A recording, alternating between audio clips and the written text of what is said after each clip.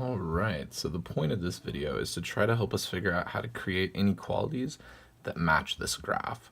So first we're going to start with the blue line. So step one is to find your y-intercept and your slope. So it looks like with the blue line there, our y-intercept starts at 2, then it looks like it's going down 1/1, so I can write that as negative 1x.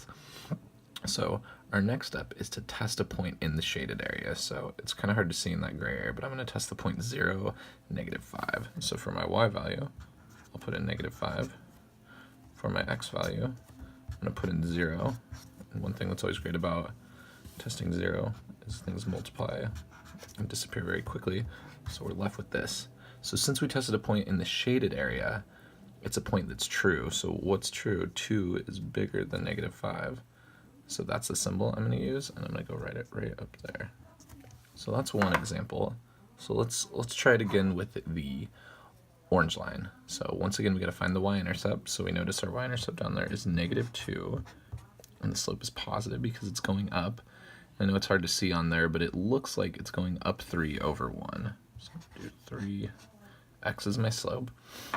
And once again, we're going to test a point. Since I used one in the shaded area that's true for both, I can use the exact same point here. So I'm going to substitute y with -5.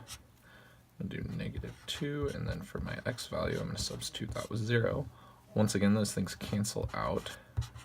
So I'm left with this. So now I just have to think about which is greater.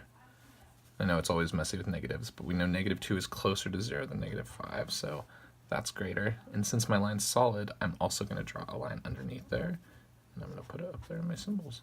So there we go. There are two inequalities that now match that graph. Have a good day. Adios.